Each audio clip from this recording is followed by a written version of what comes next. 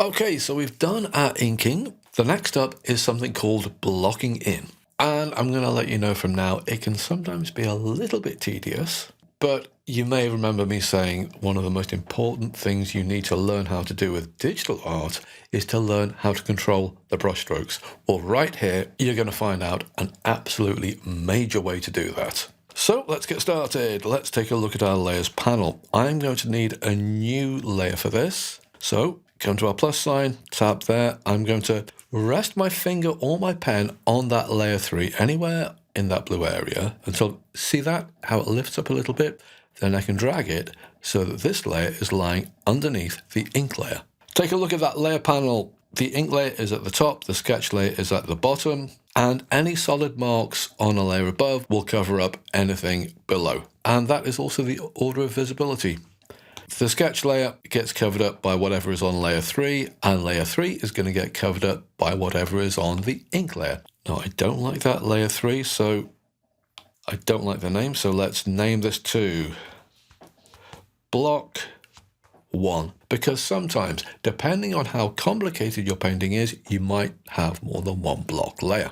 Okay, let's find a brush for this. Actually, we're in the classic library and we were using ink bleed to get that nice rough edge. Well, just underneath it, I have one called Syrup, and this is a very good one for blocking in things. I will choose a color. I'm not going for subtle here. I want highly visible. So let's choose a really nice bright orange. Let's see what that looks like. Oh, I think I can see that. Actually, I'm getting a bit of a glaze coming over my eyes because that background is a very knocked back blue. I'm using an orange of a similar tone or a similar brightness. So that can start to mess with your eyes. Let's try something different. Let's try the kind of pink that's never going to win the I'm subtle and mysterious competition. I want it to be obvious so I can clearly see what I'm doing, but now please no, 2-finger tap to undo that. So this is what we're going to do. We're going to start off in wherever we want. Make sure our opacity is on 100%, and I start to draw into this area here. Can I make the brush size a little bit smaller? Let's try around, say, 20%. Let's give that a try. Yeah, that does the job. And I'm going to do this. I'm making sure that I get a continuous pink line going underneath the fur area of the cat. Let's come down over the ears. Now already I bet you're looking at this and you're going, oh no, you've missed a bit, You've gone over a line. Yes, I know, look at that. So we do what we've done before. We come to our erase tool and we rest our finger or our pen on it until we're going to erase with the same brush we're drawing with. Let's make this pretty fine, but also 100%. And I can just come in and I can just clear those areas. Look, there is an eraser there, I promise you. But I'm just going to where that solid color is starting to peep through that much more textured line. Anyway, let's come back. Carry on. Sometimes you'll find yourself going into a narrow corner, like say this bit here. Now it doesn't matter so much here because everything's getting covered up. Imagine that sketch wasn't there, but I wanted to go into a corner and people they do this, they go really fine and they make their brush really fine like this, and they do this to get the sharp point, and they're getting very, very careful. You don't need to do that. Remember, this is digital artwork. I will 2-finger tap a few times to get rid of that. And brush size, what was it, about 20%? Do your line like that. But oh no, I need a sharp point on the end. Come to your eraser. There's your sharp point on the end. I know I've said this before more than once, but I will keep on saying it. Digital art can look similar to traditional art, but it is not the same. And one of the big differences, which we've seen several times in these videos, is that with the eraser, once something's gone, it's gone for good. Maybe we should get that printed on a t-shirt or something like that. You see there, once I realised that anything I put on can be erased away, in the long run, I'll probably end up working a little bit faster because I'm making faster brush strokes, knowing full well that these areas which I went over the line, I can trim back as much as I want. Now, I do have a video on my YouTube playlist, which is all about the flood fill tool and the problems you tend to get with it. But let me show you this. I'm going to draw a circle, and then I'm going to come to my little circle in the top right, rest my finger or my pencil on it, and drag over. Bang, it floods. And I've kept my pen on the surface of my iPad. Now take a look above where it says threshold 50%. If I move that around, yeah, see that? When I take it up to 100%, my colour jumps over that border and fills the entire screen. So what you do is you wait until you get that little flood and then you start dragging back. Now this is very nice and easy for me because this brush, the syrup brush, is great at flooding things. Simply because if you zoom right in, it's got a very simple edge. It's either full on or full off. Now let's do the same thing but with the brush we were using, the ink bleed brush, and I'll draw a circle. Now take a look at the difference to that edge. You've got a really nice textured edge there, but watch what happens when I try and flood this. Oh, can you see that? This is something that people ask about all the time on the forums. You get this very unsatisfactory looking edge there. So I will undo that. I'll try and explain what happens. When I drag and drop the colour in there, take a look above and you see that colour drop, continue filling, threshold 2%. Take a look on the top left of my screen, you've got a little blue bar, and if I move my pen or my finger over to the right, that bar and that threshold gets bigger. And then you can see what happens when I do.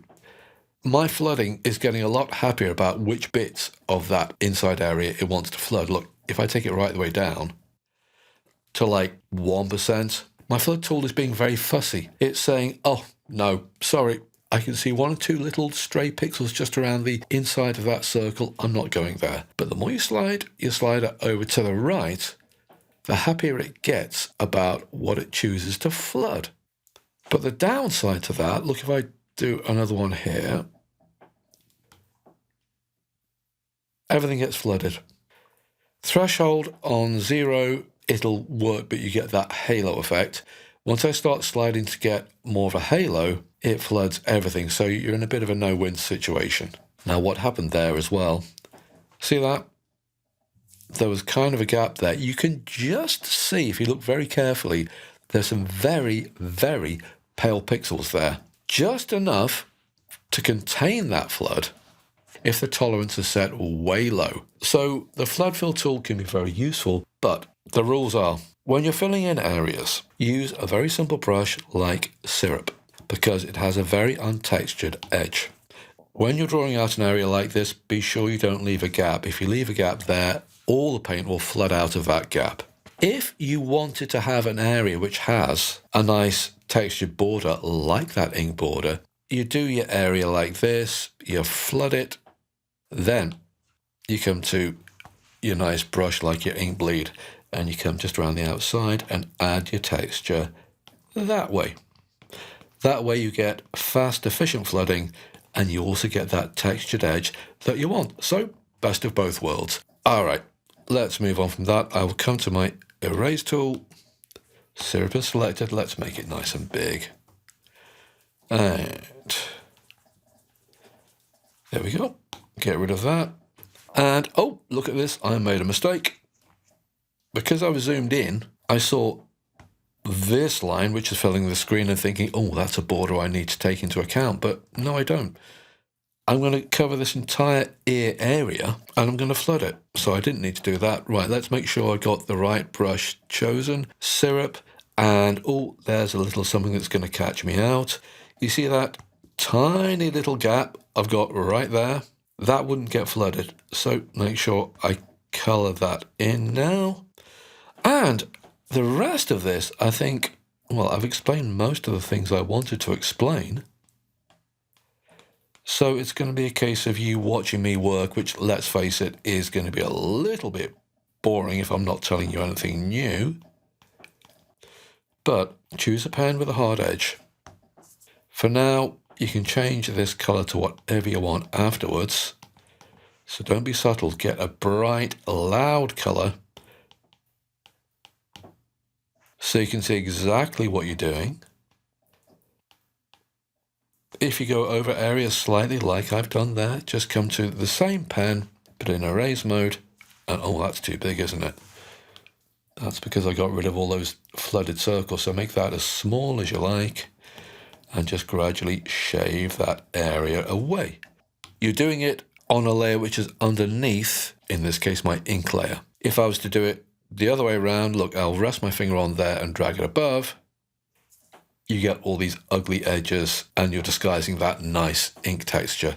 So rest your finger on it, drag it underneath again. All right, I think that's everything I wanted to say about this. So I will carry on and I will get back to you. Okay, I've gone all the way around the outside of all the bits I want to do. I've left certain bits so they should be uncovered. Things like the bit between the eyes and the mouth and the bib at the front and also the paws. I want them to be a lighter colour, so I don't want to include them in this. Here comes the moment of truth. Have I missed anything? So come up to my colour circle in the very top right and drag down and... Oops. Well, my threshold was on 0, so clearly I've missed something. Yeah, because that happens. So 2-finger tap to undo that. Now I can go around the outside of all my borders and try and figure out where it is. Let's make life a bit easier for me. Let's make my ink layer invisible by coming to the little checkbox and make the layer invisible and... yes, there. All right, so ink layer visible again. Make sure I'm on block 1, that's my layer, and come here and just do this last little bit. Okay, and quick pinch outwards. Let's try that again, and yes. As a general tip, I can't see any gaps there, but I'm going to increase the threshold to as big as I can get it. I reach the side of the screen. That should stop any stray bits just where the flood meets my line. I realise I've put a little bit down here. Let's get rid of that. And that's my flooded area. That is going to make my life a lot easier when it comes to controlling the paint. That said, there are some areas like around the bib area, around the mouth area, maybe the paws, where I would also like to control the paint. To a certain extent, it doesn't matter because look, if I was to create a new layer and drag that layer underneath my block layer, I accidentally made a new group. Yeah, you can make groups, but I don't want one for here. So 2-finger tap to undo that. Let's try that again. Let it lift up, drag it underneath. There's my layer 4. Just let me show you this. I'll just demonstrate. I'll choose another color. Because that layer 4 is underneath my blocking in layer, let's make a few marks around the bib area. Okay, that works. But now I'm going to come right to the edge and, oh, look at that. Because that pink layer is there, I can go happily to the edge and beyond, and I can just color this in any way I like. I'll have to be careful when I come around to the eye area here, because as before, there's a border I want to respect, but as soon as I get to the pink area, just happily go over it, and life gets a lot faster. Now, the nose is probably going to be a different color, so maybe I'll leave that blank, and if I create a new layer underneath there, I don't have to worry about the paint spilling over to the surrounding bits. The surrounding bits, there's a nice, precise way of describing it. I can paint the nose without worrying about the colours of the nose spilling over into the mouth area or into the side of the eyes, like that. Quick, flood that in, because that's nice and quick and easy. So that's pretty quick. Also, while we're here, let's do the paws. Again, with this, I'm going to have to be a little bit careful. Not where there's bits of pink, I can go fast there, but just a little bit around here. Now, you may think, well, why can't I just colour in those areas any old how and not worry about this blocking in area? Well, I could do that, and I could put down various bits of paint, but I'm worried that when I start using more texture paints, look, let me show you this. Let's come back to our ink bleed. And supposing I was using that to paint in this area, that's all nice, thank you very much. That works nicely and I can get all kinds of textures and different colours there, but you'll notice I've left parts of the background still visible. What happens when I decide later on that I want to change the colour of the background to something a bit darker? So if I come here and I change the colour of the background, that's going to affect the look of those pores because I left certain areas black, so I don't want to do that. So back to layer 4, let's come back to our syrup brush because it's a no-nonsense brush, and I can guarantee that that area is blocked in like that. Now I may need to do something with those eyes, but I'll leave that for a later tutorial. The only thing I've got is this bit here, because I've got all these nice textured ink lines, which is very nice, thank you very much, apart from that little line just there, which is looking very straight compared to everything else. So rest my finger on to choose that pink color again. Let's come to my layers. I want to come back to my block 1 layer, and I will choose, well, let's try ink bleed. And I'm just going to roughen that area up a little bit so I don't have that very hard line. Just want something a little bit more textured. All right, so that's inking, and hopefully I've pointed out some of the gotchas that come with it, but mainly an efficient way of working. Yes, I know it can be a little bit tedious, but this is really going to help us further down the line. So in the next video, let's start doing something with these areas, and I will see you there.